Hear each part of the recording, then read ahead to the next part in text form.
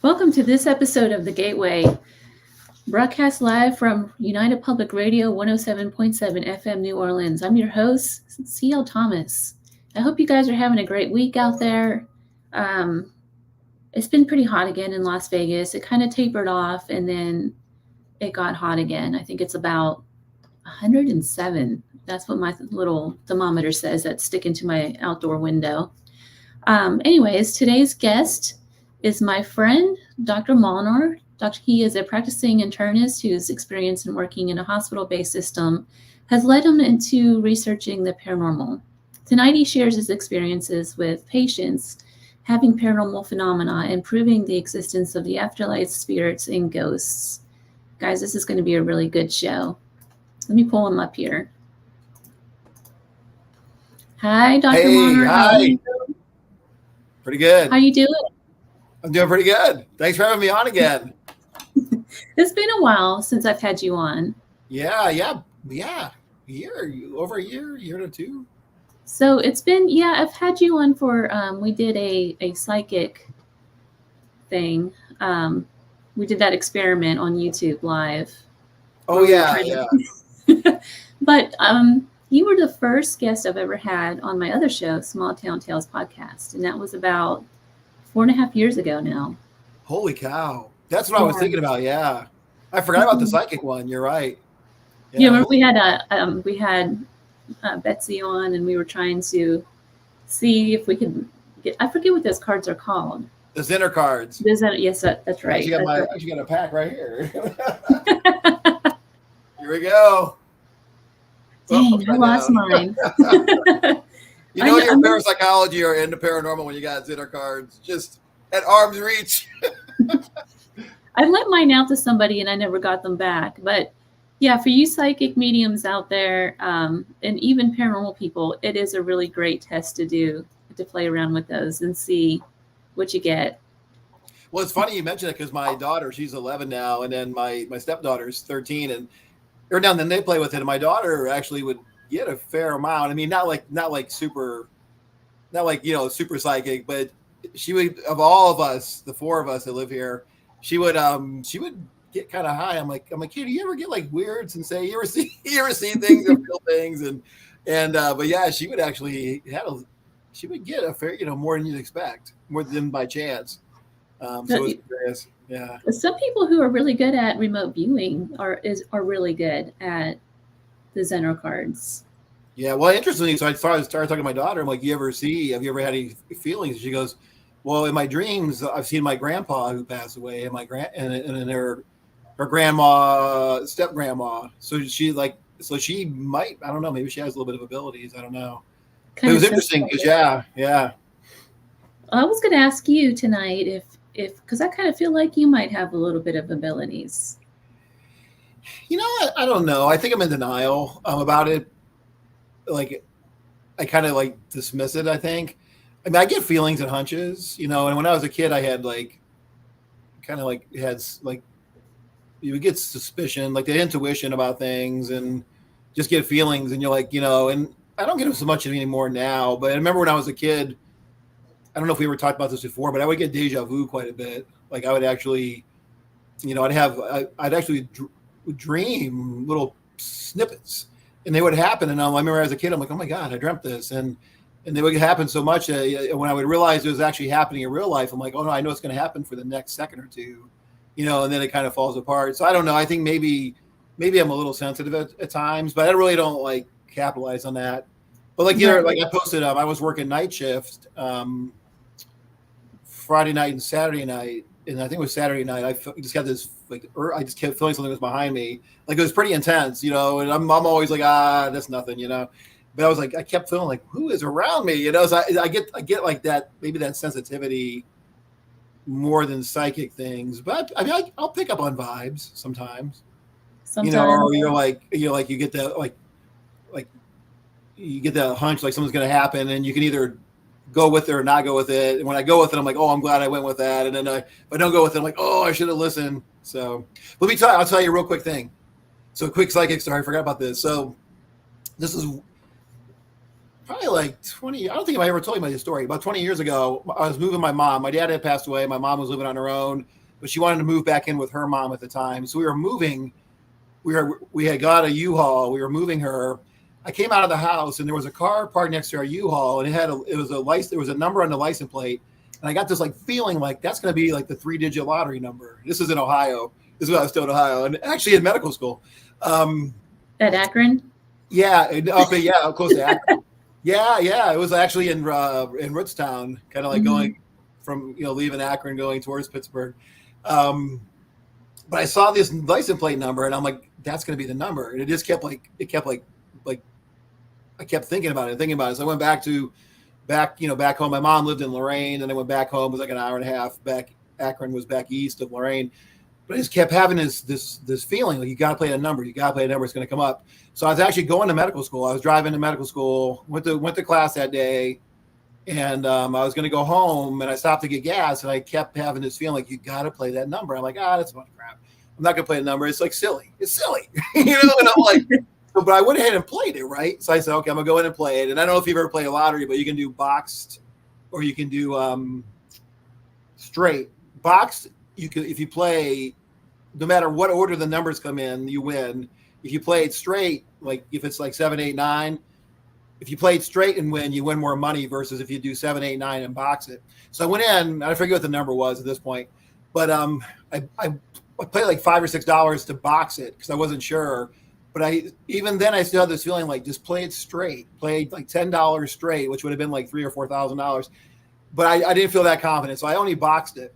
So I went back home, and wouldn't you know, that number came up straight that night. So I ended up winning like around like almost $1,000, something like that. But if I would have played it like straight and boxed, I would have won a lot more money. But that's like one of those weird things you get. You're like, do you go with it or don't go with it? Well, you need to bring that ability over here to Vegas. We can. I know. I don't know why no one's ever tried that. I wonder. That's interesting. Yeah, like if you're a really good psychic, can you use your abilities to win money? It seems like you would be able to win like Keno or something. You would think, yeah, if you had a feeling like which numbers are going to come up. Mm-hmm. Yeah, that'd be an interesting experiment. I might do that. Hey, when you say Las Vegas, I mean, do you live by the Strip, or you just live kind of? Yes, I live in Southern Highlands. It's kind of strange. So I'm on the south end of it, and I'm right up against the mountains, literally. So my backyard is mountains. Wow. But then when you look out my front door, you can see over the Strip. You can see Las Vegas. It's pretty cool. That's pretty cool, yeah. Yeah.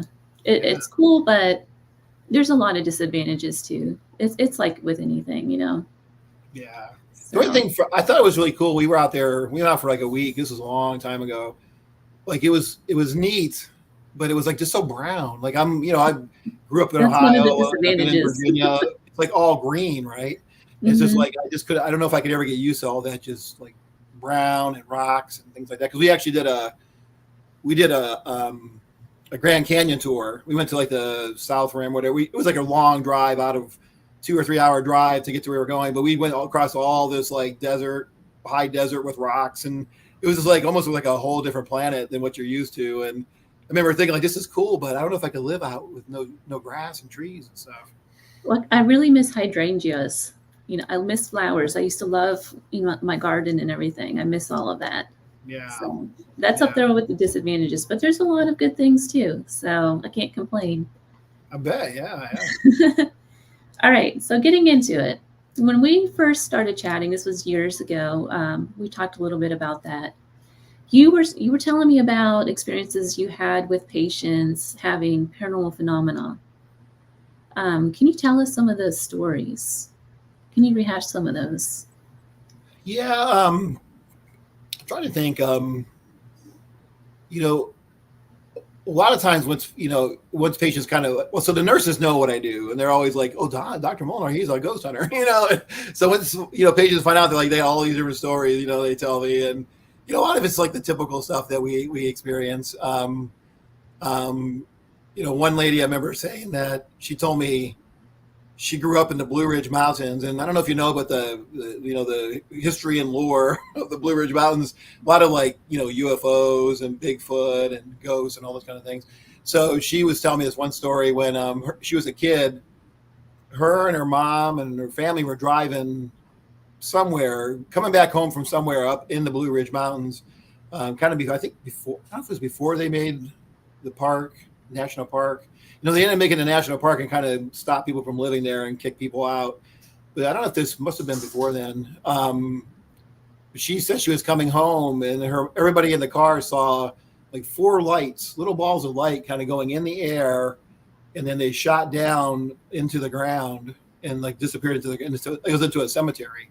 So these balls of light just like vanished into the cemetery. And she was like, I didn't know what to make of that. And she was, I mean, it seemed like a real deal because she was this kind of, country down straight shooting kind of lady. Like, I don't know why she would have made that up. It was interesting because, I guess like I said, when you kind of dig into the Blue Ridge, there's a lot of these kind of light things people see, especially in the Ridge area.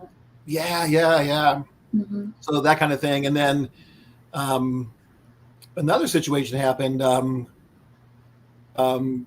So I was taking care of a patient, and we got talking about ghosts and things like that. And he ended up going on hospice, and so there's a couple of branch points of this.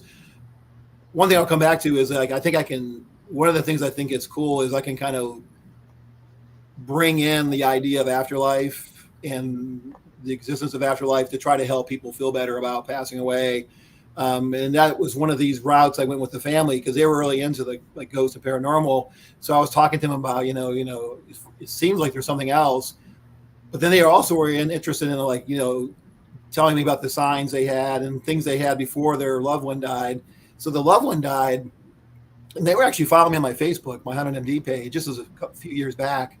And they started messaging me like, you can't believe it, Dr. Molnar, this, since so-and-so died, are the lights are flickering in the garage, and then in the kitchen, the light's coming on by itself, and the TV's acting weird, and it wasn't doing all that before. So it was really cool to kind of establish a relationship with them. And they would give me feedback all the time about, I think he's communicating with us. We said, if it's you, do this and do that. And it was interesting from my standpoint, because, you're always, I don't know how you feel about it, but you're always a little bit skeptical. You're like, is it really, right, is it really ghost or not? And, but yeah, they were like, and it was like after this person died, all of these phenomena, like lights coming on and off, TV acting weird. So it was kind of interesting to get that kind of feedback after somebody passed away. So yeah. So that was a interesting kind of experience leading into it. And then go ahead. I'm sorry. I remember you telling me about you had some patients that were on hospice and things like that about to pass away, and they had deathbed visions. Oh yeah. I don't know if I showed you this one story with you. This was a ways back. I was at a hospital I worked at before I worked where I'm at now. I think it was around like 2011, 12-ish, somewhere around there. It was actually, this experience happened before I was really into the paranormal as much as I am now. I wish this kind of experience would have happened to me now versus like 10 years ago. But we had put a lady on hospice. She really didn't have any family. It was just her.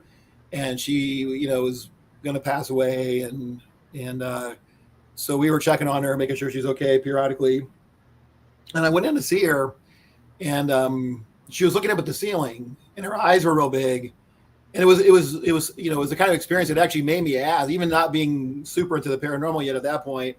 It made me ask because I'm like, she was, to me, when I walked in the room, she's laying back in the bed, looking up the ceiling, had this big smile, and her eyes were big, kind of sparkling. And I'm like, it made me ask her, like, I'm like, what are you seeing? Because I looked at the ceiling too. I'm like, what is she looking at? And she's like, don't you see the angels? I'm like, no. And she's like, the angels are coming for me. And I'm like, she was real happy and at peace. And she really hadn't had a whole bunch of meds to, morphine. A lot of skeptical people are like, well, it's the drugs and this and that. But she hadn't had a lot of meds. It was just kind of like, she was just kind of fading away, and she wasn't real bad yet, but, kind of heading towards the end of life. But it wasn't like, it wasn't easy to explain away, like, oh my God, she has lack of oxygen to her brain, or oh my God, she got a bunch of morphine. So, but anyway, she was looking up, and then the nurse walks in, and the nurse like, what's going on? I'm like, I go, she's seeing angels. And then she looks up too. And then we both walked out. I go, I don't think she has much time left. Because, I knew enough about it to know that when you start seeing things, you're probably getting closer to the end. So she ended up dying like a couple hours after that, and she was comfortable and all that. But to see her and the way she was behaving, it seemed to me that she was truly seeing something. And I don't think it was like a hallucination type thing. It was like she was truly seeing something, I think. So yeah, that's like a, kind of a deathbed vision where you're, kind of thing. You see angels coming for you. Typically, people talk about seeing religious figures, Jesus, angels. A lot of times people will see their husbands or wives come from them, deceased loved ones. The other thing that's interesting with the deathbed visions is people bring their animals too. I've heard a lot of different reports, or I've read reports, not so much that I've heard them, I've read them, that people have the dog, it'll be like the husband with a deceased dog will show up for the wife, or vice versa, that kind of thing. So yeah. And then another situation, this actually happened more recently. I think I actually was able to help a family make a decision. We were taking care of a guy where I work now. This was a couple years ago. And his prognosis wasn't good, but his family was having a really hard time. They were religious and just kept hoping, had a lot of hope. And it had been going on for like months and months that he wasn't getting better. He would get a little bit better, but then get worse. And we kept trying to get him closer to home. They were from down like south of Charlottesville, but he was too sick to go. He couldn't really be taken care of at a nursing home for various reasons. So we could never quite get him to a point where we could discharge him to get him closer to home. But he would have moments where he would get better, get worse, get better, get worse. But it was one of those situations where we kept bringing up every so often, maybe it's time to just make him comfortable, and not let him suffer anymore, and just stop, and just make sure he's not in pain and all that kind of stuff. So, but they just kept having a hard time. So one day I went in there, and the wife was in there, and his daughter and son were in there, and they're like, I walk in and go, how's he doing? They're like, well, he's talking to his dead sisters. I'm like, what? He goes, yeah. He goes, he was talking to his dead sisters. So at that point, I took the opportunity. I said, well, because I'm like, maybe this is a way to kind of get to them. So I said, when that's, I explained to them, I'm a doctor. I'm a doctor who does ghost hunting, and I like parapsychology, paranormal, and I'm really interested in an afterlife. And this is part of the phenomena that people have when they die. And I kind of went through the whole spiel with them about that. And I said, I think the fact that he's seeing his dead sisters coming for him, that means that they're coming for him, and it's time for him to go. And, and that's usually means they're getting close to the end. And so they're like, okay, like, let us talk. So then I left the room, and then they come and got me like 15 minutes later and said, yeah, I think it's time. We just want to stop. So I think if I didn't have that knowledge, or if I didn't have that ability to talk to them like that, I don't think they would have stopped at that minute. I think eventually it was going to pass, but I think we were able to do it. We were able to help him pass in a comfortable fashion versus, not being comfortable to the very end kind of thing. So yeah, so this gentleman was seeing his dead sisters coming for him and actually talking to them in front of the family. Now, I didn't get to see it myself, but that's what they said. But having had that happen, I was able to kind of help that to care for him and to convert him over to hospice and then make him comfortable. Do you know about hospice stuff, like what that all means? Or yeah, I do. The audience might not, though. Yeah. So for the audience, what we do, if we realize that people are near the end, and it doesn't matter, it could be older folks, it can be younger folks. It just depends what the situation is. If we feel like the care is futile, like doing further care or further testing is going to harm the person more than it's going to help them, and ultimately they're going to pass away, their ultimate endpoint is they're going to die. The question is when and where and how, kind of thing. Then we'll talk to them about making them comfortable, which is another way of saying hospice or inpatient hospice. Mm-hmm. Hospice care is kind of end-of-life care. You can have that in the hospital.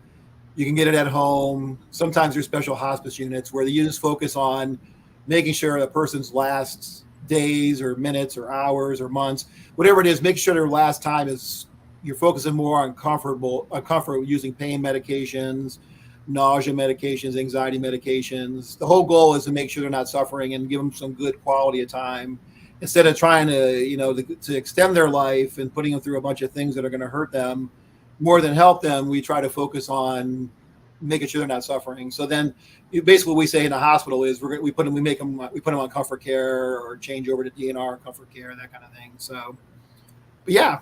So I'm sorry, go ahead. Is it hard to distinguish what patients you can talk to about the paranormal and which ones you can't? You kind of got to build a relationship. Like you can't go in, like you can't have somebody for like a day or two and kind of pop that on them. You kind of get a vibe. A lot of these folks, when you're getting into those discussions, you've kind of had a relationship with them. They've been in the hospital for a while, so you kind of can feel them out, that kind of thing. So if I get the sense that they're more spiritual or into the paranormal, then I'll bring it up. If you get the vibe that they're more, scientific or concrete kind of thinking, then I won't bring it up. So, because some people will get offended, especially, no, yeah, in Charlotte, Virginia, you can get some pretty, religious folks that'll be offended by that. So yeah, I'm very careful about it. So if anybody out there is like, oh my God, how can he bring up that stuff? It's like, I do it in the right, when I feel like it's appropriate. Or sometimes, like I said, the nurses or somebody else will bring it up and be like, Dr. Molnar's a ghost hunter, no. So that, once you kind of have that inroads, I'll kind of feel it out. So actually, I helped another lady real quick too. She was another lady had been suffering for a while and she was having a hard time. And the way we got talking about it was I walked in the room to see her one day and she was watching like Ghost Hunters on Travel Channel or some crazy thing. So I'm like, oh my God, I love that. I do that for a hobby. And and just like that. And they had like the SLS camera. She's probably like, what? My doctor goes ghost hunting. Yeah. People actually think it's cool, man. And then, so we actually bonded on that because she was into all that stuff. She didn't ghost hunt, but she watched all the shows, right? Right. So we started talking about that. So she was getting sicker slowly and she was trying to decide what to do. And she realized that she wasn't going to survive. So I said to her, hey, I think there's an afterlife, and I think, there's a place after this, from what I can understand from my experiences and research and all that kind of stuff. So we were able to kind of talk about that. And I think it helped bring her comfort to realize that hopefully there is a place after this. Right. So we had that talk about, near death experiences and, and all those kind of things. So, and we had talked about it and then she ended up passing away a couple of days after that. So I'm able to I think for me, it makes me feel good that besides just doing ghost hunting or lectures and things like that about it, it's nice that I can loop it into what I do for patients. I know you worked a lot in the emergency room setting, with the, what do you call it? I forget, code blues and all that kind of thing. Not to use like hospital lingo or anything like that, but is there anything that has happened over the years that has completely rattled you to the point that it's changed the way you see the afterlife? So did I ever tell you about that time? I felt like something came through me. Did we ever talk about that? Yeah. You want me to tell this? You can definitely tell that story again.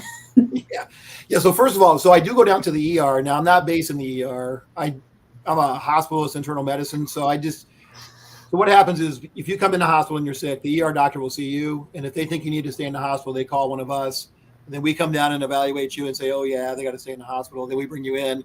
But I do go down to the ER, and often there's times where you get looped into the stuff in the ER. But a lot of times with the code blues that we get looped into, in my past, it's been up on the floors when somebody codes. And the one story I've told before is I had a patient who was on dialysis, and he ended up stopped breathing and his heart stopped. And for people who don't know, when there's a code blue, and if you're the doctor in charge, what you got to do is you kind of got to, you're like the quarterback or the coordinator of all this stuff. You got to have, so, you assign people, you do medicines, you do CPR, you do the breathing, you keep track. We have somebody who, when there's a code blue, somebody logs all the timing in. So you got to make sure you assign a person to be the kind of log the timing, because they got to tell you like how many minutes has it been since you started CPR, how many minutes since you gave them medicines. A lot of the medicines we give, we can give every couple of minutes, every 5 minutes, 2 minutes, whatever it is. So you ask and say, well, how long's it been since we gave the last medicine? So we decide if you want to give more medicine or not. So you have a logger, you have somebody who does CPR. You usually want to have a couple of people doing CPR because you got to have people change off every couple of minutes because you get tired. In the old days, we would just do CPR until you couldn't do anymore. One person. So now it's like one of the goal, like when as a leader, I have to say, okay, change off CPR so that way you're not tiring out, because we've realized over the years when you do CPR, one of the most critical things is doing good compressions. You got to get the blood circulating. If you're not doing good compressions or you got somebody who's getting tired, then it's really not going to, you got to have good compression. So you got to change people out, every couple of minutes to make sure you're getting, good, strong compression. So anyways, so you stay at the foot of the bed, you're kind of coordinating all this stuff. So this person, they call code blue, you run in there and you sign positions, and then you start working on them, and what we do is kind of figure out the story, what happened. And then we hook them up to the heart monitor. Based on the heart monitor, we see what rhythm they have. A lot of what we do as far as medicines and shocking and stuff like that is based on the heart rhythm. CPR, you're going to do it no matter what. If there's no pulse, if somebody has no pulse, you just do CPR, the compressions, no matter what the rhythm is. The rhythm kind of tells us, do we shock or not shock? So that's kind of crash course in codes. Now you got the picture, right? 101. You didn't know you were going to get medical school today, did you? School guys. So yeah, well, people probably don't know. We assume it. We do it. It's like it's just what we do. But you kind of, people probably wonder like, what exactly are you doing? So anyway, so this person, they're on dialysis. They lost their blood pressure, lost their pulse. They stopped breathing. So we had to take care of their breathing, take care of their compressions, and try to figure out what the heck. So you put them on heart monitor, decide if you're going to shock them or not. I'm trying to think in this situation. I don't know if we had to shock him or not. I'm trying to remember. I think maybe we shocked him once or twice.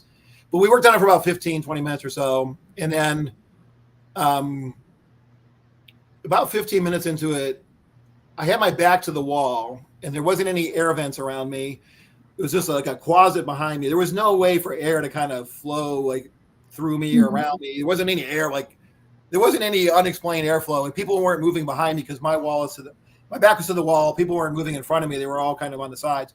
So the reason I'm telling you that is that I couldn't think of an explanation for what happened. So we're working on them, and then all of a sudden I feel this rush of energy. It comes from behind me, from the wall. It's like a breeze. It's like a static electricity, and just like a rush. It's just like all that feeling like from around me, through me, towards the patient, because I'm at the foot. So it goes towards the patient, and I'm like, what in the world? And then as soon as that rush kind of went from through me towards the patient, we got his pulse back, and we end up getting him to the point where we could transfer him. We were in an outside or a satellite hospital, so when they coded, we would transfer him to the main hospital. But we got him back enough where we could get him out to the main hospital, and he ended up surviving. I never did get a chance to follow up with him though and kind of talk to him about it. He went to the main hospital, and then I lost track of him. But the crazy thing was, I just felt this kind of rush of energy. And it's interesting because if you read about near-death experiences, when people have a near-death experience, they talk about, there's different stages. Some people have all the stages, some people have a few stages, but some people talk about a stage where they got to decide. They either got to decide or they're told you got to go back. You got to go, you either got to decide you want to go back or you just go back. And what they describe is like they feel like this rush back into their body. And that's all I could think about was that what I felt was this was he having like a near-death experience and his soul was rushing back into him, because it was kind of like my experience of what they describe in their near-death experiences. And like I said, I'm skeptical. So I can't think of any other reason that happened. There wasn't any reason to explain that rush of energy, and so I don't know.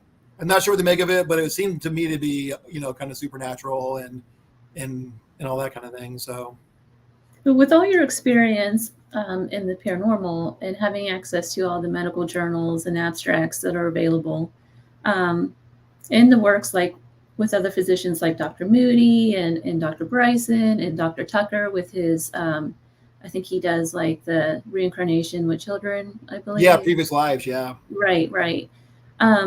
Where do you think the human consciousness actually exists? Yeah, that's a good question, man. Because I actually was reading an article recently.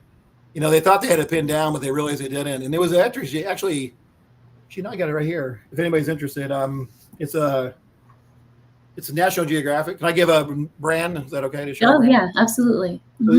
this is a National Geographic. It's I got it from the grocery store the other day. It's called The Brain. But there's a section that towards the end that talks about the consciousness, and we can't figure it out. That adds like more Mystique. like paranormal to the paranormal, right? It's like Right. just when they thought they kind of had it pinned down, we really don't know.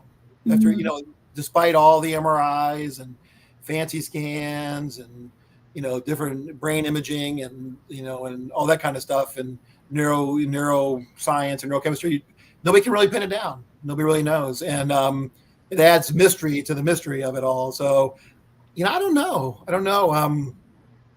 You know, it seems to be linked to the brain. It seems like the way this article talked about it, I kind of agree, was the brain's kind of the hardware for it, and it's almost like your consciousness is like the software that's running that. It's like it's like there's your brain that's doing like the functioning. You're keeping your heart going, keeping your lungs going, but then all your thoughts and memories seem to be something else that's like part of your consciousness, and it's hard to kind of you know we know parts of the brain that deal with memory, and we deal parts of the brain that deal with your speech and all that kind of stuff. But as far as the whole thing of who you are and your personality, we really don't. You can't localize that, and what does that mean? And that seems to be the consciousness. So it seems to be seated in your brain somewhere. Um, Mhm. it's to me. I mean, it would. To, my thought would be it's somewhere in the brain, kind of thing.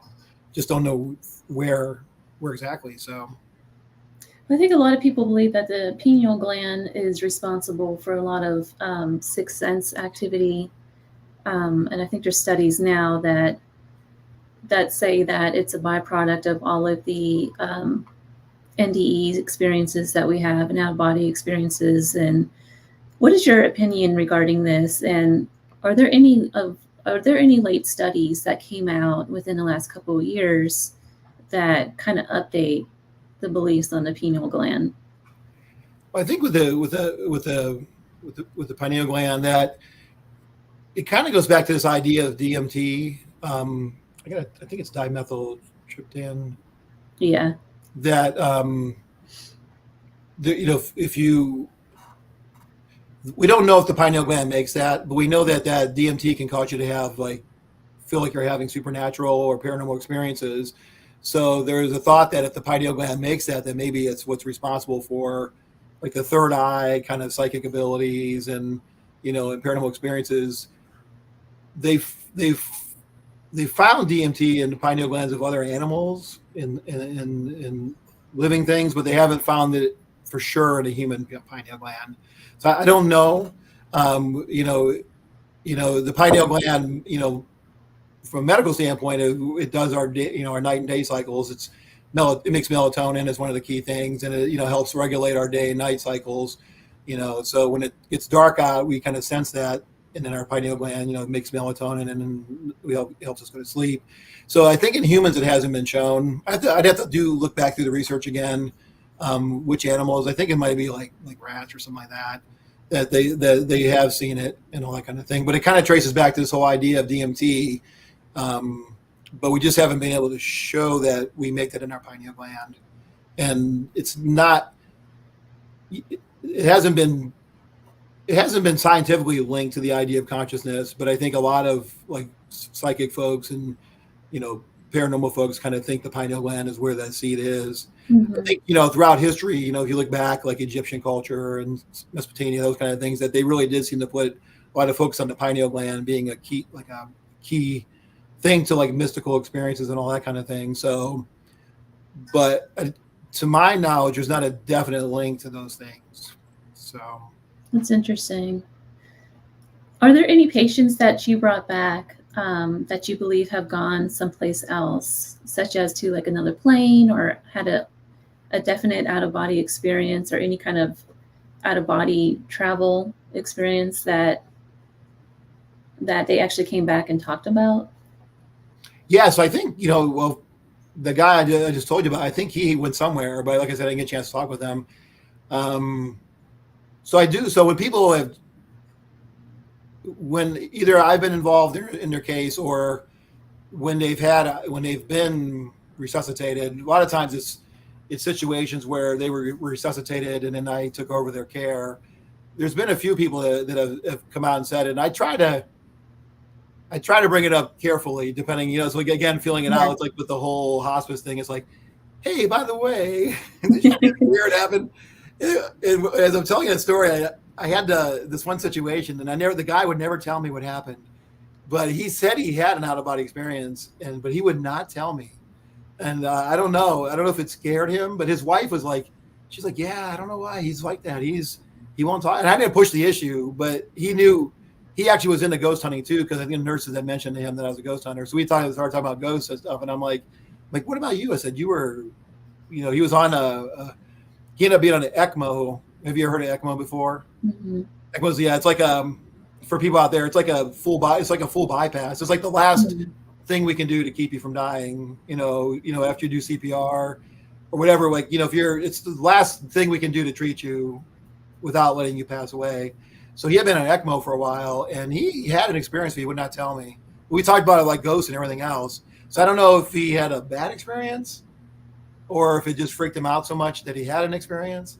But no, so that was an interesting situation. Then I had one guy tell me, I think it was like last year or so, he was out of his body and he could see what they were doing. Like he had crashed his car and they had to use like all these different tools to get him out of the car. And he goes, I was up out of my body and I could see what they were doing. He goes, and then when the paramedics, I guess, so they, got him in there, got him into the ER, they resuscitated him, ended up coming to me to kind of finish his care. And I guess he had told me that once he came back around and he could communicate, he was talking to the paramedics, and he was like, the paramedics were shocked because he was telling them, yeah, man, I seen you. You were doing this and that. You were using that jaw light, cutting the window, and you were doing this and you were doing that. And they were like, they didn't know what to say because he like basically saw everything they were doing, and they were shocked. They're like, how in the world do you know? He goes, well, I was watching you. But he was like just like kind of like a down to earth kind of guy, and he's like, yeah, I could see everything that was going on, man. And then next time I was in my body. I'm like, yes. So that was kind of cool. I'm trying to think what else. I had another girl tell me she was out of her body, and she had like a real religious experience, and then came back. Like I'm trying to think. So she would also ended up an ECMO. She had real bad asthma, and ended up stopped breathing, and it affected her heart. So she had to go on this ECMO bypass also. And she said she was out of her body, and she was surrounded by like this amazing light was around her, and she heard this man's voice talking to her. She really couldn't see who it was, but she felt like it was God, because she said, I just felt this love and this amazing peace, and I just knew that it was God and Jesus and that kind of thing. And then she ended up back in her body and all that kind of stuff. So those are some recent examples. I haven't come across like the full thing, like depending who you read. If you look at Moody or there's a guy, Stephen Long, yeah, they have the different, some people have 12 steps, some people have 9 steps, different. Mm-hmm. So I haven't had somebody who's done all the steps, it's like bits and pieces and things like that. Well, what's interesting is that they were different just based off of the two patients that you can talk about. One was religious and the other one was not. It seems like when a person transitions, their consciousness sort of creates the plane of existence that they go to, such as like in the movie. Have you seen that movie, What Dreams May Come, with Robin Williams? I don't think I have. I'll have to check it out. Yeah, it's a really good movie. So he ends up passing away. He first loses his 2 kids. His wife loses the 2 kids first in a car wreck. And then later on, the husband, that's Robin Williams, he dies in a car wreck as well. And then the wife is left really depressed, and it's kind of a story based on her. She ends up committing suicide. And so what happens, though, in the movie is that they all kind of create their own transition and new life in the afterlife. It's really interesting. It's a Oh, beautiful that is, movie. yeah. Really, and then his whole goal is to try to. He meets up with an angel and he's trying to pull her out of um, this hell. And it's not like a hell like fire brimstone kind of thing. It's like what she created with her own consciousness. And it's just a really interesting movie. I highly It is, recommend it. yeah. You have to check that out, man. But is that what you think is going on? We kind of create our own afterlife. I don't know. Because if you look at like Stephen Long, his book, in other studies and kind of information on it, that it seems like the experiences that people have, whether they have all the steps or only some of the steps, there seem to be those steps. Like, there's some people see a tunnel of light, some people don't, but there seems to always be, there's a chance to see a tunnel of light. And what I'm getting kind of at is it's across cultures, it's across age groups. If you talk to kids who have had near-death experiences versus adults, very similar type thing. So so I guess I'm wondering, if it's more standardized than we think, but then there's just different steps you get to go through. Because there's some of the skepticism about it is, well, if you're religious, and you're going to have a religious one. If you're not religious, you're not going to have a religious one. So that really hasn't been shown, especially when you look at across religions. People seem to have similar type things, whether you're religious or not, or you're Catholic, Buddhist, that kind of thing. That there seems to be almost like a standardization to it.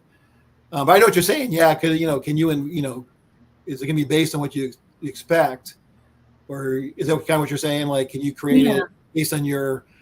Right. I don't know. I don't know. I mean, I guess it would be possible, but I think that's one of the things the skeptics kind of say. Well, you're going to experience things because you're controlling it. To me, it seems like it's something outside of you that you're experiencing more than something that's inside of you that you're creating the experience or that kind of thing. But yeah, it's hard to say why a lot of them are different. Like even like those two stories. Then I wonder too, do people have more to their near-death experiences? They just don't remember all of it, Right. And some people will have them and they don't remember them, kind of thing, So it's a good question though. And that's one of the things is, are we creating it ourselves?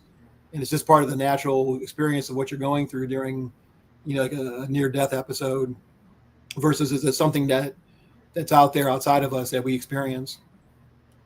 So you do a lot of investigations on your own outside of the hospital. What are some of the most compelling evidence or some kind of proof of the survival of human consciousness that you found just from the paranormal?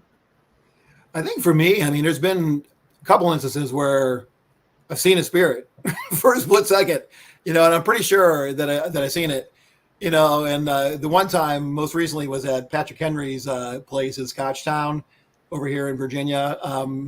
Patrick Henry was one of the founding fathers, and his house is north of Virginia, up towards Ashland, Virginia. And I went there with some of my friends with Transcend Paranormal. They do public investigations up there at Scotchtown and Hanover Tavern, kind of that north of Virginia. Kind of has history for Revolutionary War history and Civil War history. But I had never been to Scotchtown, and I went there kind of just to hang out with the Transcend people that I knew. And I was in one of the rooms. with one of the investigators who had been investigating for a long time, and he was taking me around, kind of doing, they were doing the public thing, but then he kind of took me on my own because I knew him. He's like, "Oh, let me take you around and show you some things." And so we were standing in the master bedroom, was on the first floor of Scotchtown, and we were standing there, and I was looking at him. We were kind of facing each other. There was a bed behind us, and the door was to my right. And out of the corner of my eye, I saw some motion. So I looked towards the door, and for a split second, there was a guy standing there, kind of transparent, had like brown pants, a white shirt, grayish hair. And I was like, "What?" You do like one of those double takes, and then the cool thing, though, is the reason it's good to be around other people when you investigate is if you can have similar experiences. So the reason why I'm telling you that is I saw it and kept quiet. And then the guy I was talking to saw it too. And we both kind of looked at each other, and I go, "Man, I think I saw something at the door there." And he goes, Because you saw it too, didn't you? Like, so he had seen the same thing. So it was really cool because we both independently saw what appeared to be a man for a split second at the door. And then we also had some, after that experience, we ended up having some other activity on the equipment, like the REM pods and other things going off later on in that same location. So, but yeah, so for me to actually see somebody standing there, it makes me think that we survived. Now I know you can argue, is it a residual? Was it an intelligent kind of thing? So that was an instance where I saw something standing there. The question is whether is it replaying or is it something smart or interactive? Now, other things, all the times I've investigated, I've had like back and forth where you'll have, interact with this with this piece of equipment. And if you're a male, do this. If you're a female, do that. And so you start getting kind of this intelligent back and forth that's hard to dismiss. You got to kind of account for anything in the environment that would do that. If you're having like a REM pod going off, or, we have these little motion cat toys that you got to move them. So I think when you start getting this back and forth that shouldn't be there, that you can't explain normally, it makes you think that there's something intelligent that's existing beyond what we can see, and that this is visible. So I've had a lot of different instances where that's happened, where I've had back and forth, or using EVPs. I think for me as a science-based guy, EVPs are some of the most interesting stuff, because and for people who don't know, EVPs are you got a recorder, either your phone or a digital recorder, or tape recorder, some kind of recording device, and you ask questions, and then you play back the recording and see if you got a voice on there, and you'll catch voices, and it's like, that voice should not be there. And it's like, I know there's different theories of people like, well, it's, you're picking up CB radio, or picking up this or picking up that, but when they're answering what you're asking, it's, it's like beyond coincidence, right? So I've had that. For me, I think that's it makes me think that that spirits are existing. And really, when you think about consciousness, in the academic parapsychological area, we look for survival consciousness. For ghosts, we're looking for spirits, or for ghost hunters, we're looking for spirits and ghosts, which are the same thing, right? Right. The spirit is basically somebody's consciousness is roaming around. Mm-hmm.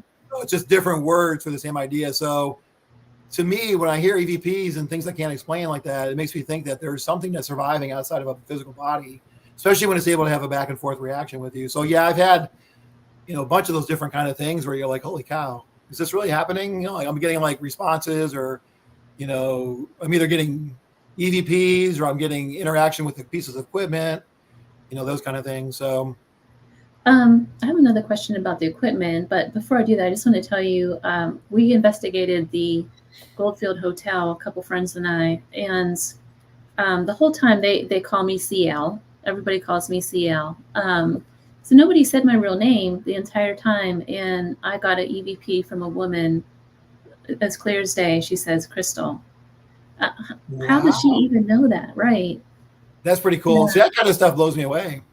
But I had posted, I've been posting some retro stuff on my page, because I haven't done a lot of new stuff lately. But, the spirit box, for people who don't know, it scans through radio stations and makes a lot of static and white noise. And you can hear voices and stuff in there come through. And I'm skeptical at times, because you're scanning through radio stations, so you can pick up people talking on the radio stations, and maybe it's just happens to happen. But we were on this investigation, and we were doing a spirit box, and you can hear a voice. We were out by the slave quarters on this old plantation. It actually was the foundation for slave quarters. And the story was, there was a lady ghost out there, and there was different paranormal activity out by this foundation of the slave quarters. But we were talking and asking questions, and this voice comes through. He goes, "Who's that?" And then I heard that. I go, "I think it said, who's that?" And I said, and I think I said, "My name is Don." And right away, through that damn spirit box, this thing goes, "Don." And it was like a weird voice. Like, with the spirit box, the thing that helps me kind of sort out things in my mind from a logical standpoint is when the voice, it's hard to explain if you've never heard it. Like, when you have a voice that you think's paranormal that comes through the spirit box, it just sounds different.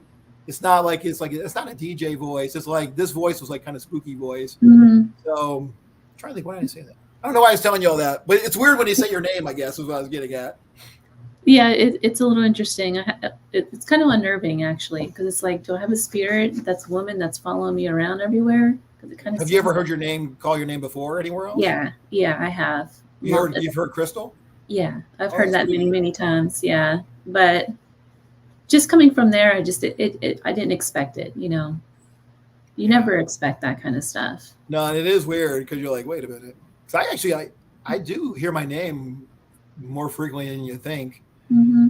When we do the spirit box sessions. So yeah. It's interesting. So with all your medical background and scientific studies and then all your paranormal studies, it's kind of a personal question. What percentage are you sure that the human consciousness exists? You're gonna pin me down. I'm going to ask questions like that. Well, before I put a number on it, I mean, to me, it's hard to say that there isn't something. There seems when you look at near-death experiences, when you look at the previous lives, like Dr. Tucker does with you know, those reincarnation and kids stories. When you look at, deathbed visions, and then you look at all the ghost hunting evidence that, like both of our personal experiences and all the experiences through time, it seems to me that there's something there, that there is an afterlife and there are ghosts and spirits. Having said that, though, there's always a part of me that's like, but wait a minute, there's always like a little bit. So if you had to pin me down, there's a little bit of skepticism is what I was saying. Is I'd probably say 95% sure, in the 90s at least, that there That's 90%. really high. Yeah, I'd say in the 90% range, 95%, that there is something that exists outside of us, that there's an afterlife, and that it seems like consciousness survives. To me, I mean, when you kind of look at everything, I mean, it's hard unless if you're gonna be totally skeptical and you're gonna throw all that information out, all the near-death stuff, all the historical experiences back to the beginning of civilization. I just don't see how you can do that unless you're just totally like, just like I don't know. I mean, there's so much like subjective stories, and now there's going to be more objective type stuff, that I think it's hard to say there's not. And in my personal experience, I mean, I've had like seeing Patrick, or seeing a ghost at Patrick Henry's house. I saw something standing there, and so did somebody else. It wasn't. There's no other explanation for it. So something was there that shouldn't have been there, right? And it was 100% there. It wasn't like 50% saw it. It was like it was a transparent man standing in that doorway. I mean, how do you take that away? And I'm not a crazy man, It's like, we try to debunk it on stuff like that. So I think it's high, 95%. In your hospital too, I'm sure your hospital has to have some kind of haunting with all of the illnesses and all of the emotions that's happening in that building. Yeah. Well, especially the other building we used to be in. We're in the main hospital now. We were in a little satellite building for a while. That's kind of where I would kind of do some like side investigating, and we used to post stuff on my page. But yeah, we would have stuff there all the time. So there definitely seems to be something that's out there interacting that shouldn't be there. What do you think? And what are your thoughts on it? I'm about 99% sure. Yeah. It's pretty high for me. I've had so many experiences. I've watched someone that I was really close to pass away, and had a lot of experiences through that. Even before he passed away, we were kind of communicating, which I never really heard anybody else talk about that before. He was, like you said, he was on hospice, and he got to the point where he wasn't able to communicate anymore. They had him on morphine, and he was just, doing his final stages, that rattle breathing that they do. Oh yeah, yeah. And he, plain as day, he said, "You got to come in and see me." Like it was like he was right there, and in the room with me. It was the strangest thing. So I thought, okay, I'll be in. I went down and saw him one last time, and he passed away as soon as I walked out of the room. Yeah, and that's another thing we didn't talk about, but you have that after death communication or crisis apparitions. Those things happen at the time somebody passes. Either right at the time they pass, or after death communication can happen weeks to months. Sometimes you keep going, where you get signs or interactions from a deceased loved one or deceased friend and all those kind of things. So yeah, so that's a whole nother thing that it kind of adds another layer to the existence of, or the survival of consciousness, or the existence of spirits and all that kind of thing. So. Yeah, and it's almost like a step further too, where the spirit world is trying to get you ready to make that transition. Yeah, well. That's fairly common. That's fairly common with people, like what you're saying. They'll see somebody appear to them right at the time they're going to pass and things like that. So the last time I talked to you, you were talking about writing a book. Is this something that you're still working on? Yeah, I try to get my motivation. So I actually am making baby steps. So yeah, I'm working on it. I want to put a book together, kind of like a lot of what we talk about here, like kind of like, who am I? My kind of like from my origin story, from having things happen all my life to becoming a doctor, and kind of how what it's like to be a doctor now who's interested in this stuff, and then kind of loop in some of the things we talked about, like with the different other people, like Gryson and different folks doing research, like kind of tying it all into like what is Haunted M.D. and what about this paranormal ghost stuff with kind of how do doctors and that kind of feel. I was going to say another thing too. One of the things people ask me is, what do my doctor friends think about it? A lot of people I know doctors have experiences. You'd be surprised. People are pretty open to it. I very rarely do I come across somebody who's really skeptical and really tries to stick it, try to really pin me down. It's like most people are like open to it and they've had their experiences. So I think I'm one of the rare doctors. I think that kind of depends on which specialty you're in, though. Because that's true with the internists, that's true with the emergency room physicians, but it's not so much true with like your laser surgeons and your radiologists. But even those folks, I think they dismiss it. I think they have experiences, but they're like, that's crap.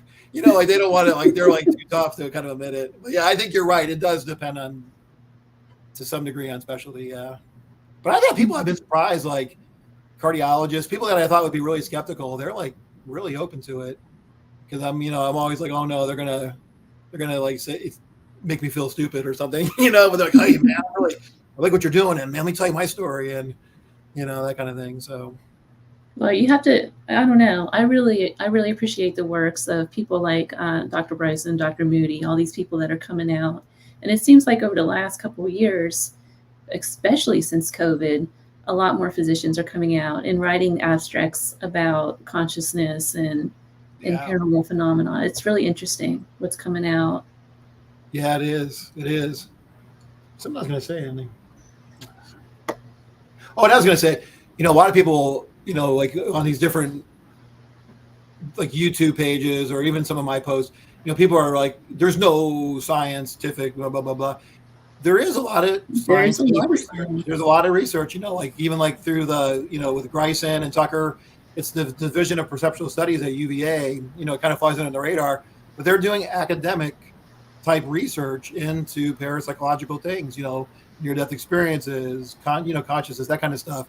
So if you're interested in the more scientific side of things, it's there. You just gotta, Google these different places. There's even journals, different paranormal parapsychology journals that have write-ups on these things. Sometimes it does get into the mainstream medical, in the mainstream medical journals too. But there is academic stuff happening with the paranormal research that people are often like, no, there's no scientific stuff. It's like, well, there is. There is, yeah. Well, Dr. Molnar, it's always a pleasure to talk to you. Well, nice talking to you too. Yeah. We're out of time again. But what do you have coming up? Do you have any, I know you're writing your book, but do you have any paracons and conventions or talks that you're doing? No big conferences right now. I'm gonna get out with a friend of mine, Cherie. She's with Lunar Paranormal. Her and I work together. We worked together for a lot in the past. So I'm gonna be doing we're gonna do a private investigation up in Elkton, Virginia, at the City Hall. We've had a lot of interesting activity there. And then I'm going to do Swannanoa. Swannanoa is kind of this famous place. They don't do a lot of ghost investigating. So when you get a chance to kind of be there, we're going to do like a public Halloween thing there, I think on November 2nd or something like that. And then it's kind of like I said, I got a couple other podcasts I'm doing, but nothing huge right now. I kind of been phased. I kind of took a little break, and I'm trying to kind of phase back in a little bit. So, Dr. Molnar, thank you so much for taking the time to talk to me. sure thing. Thanks for having me on. This has been C.L. Thomas, and you were listening to the Gateway Podcast, your portal to the unexplained, the mystical, and the otherworldly, broadcast live from United Public Radio, 107.7 FM, New Orleans. Until we meet next time.